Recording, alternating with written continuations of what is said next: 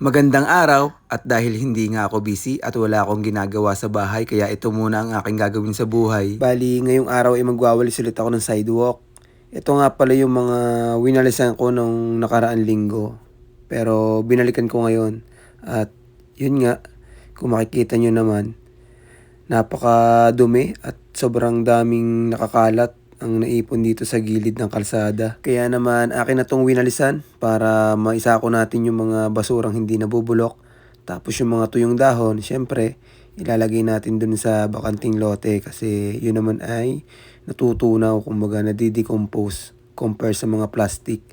Tsaka kung makikita nyo, meron na akong orange cone o warning device para agad mapapansin tayo ng mga sasakyan daraan. Maraming salamat nga po pala sa lahat ng sumusuporta at sumusubaybay. Makakaasa po kayong tuloy-tuloy lang tayo sa mga ganitong gawain. Happy 40k followers nga po pala sa atin at sa mga lahat ng mga sumusuporta.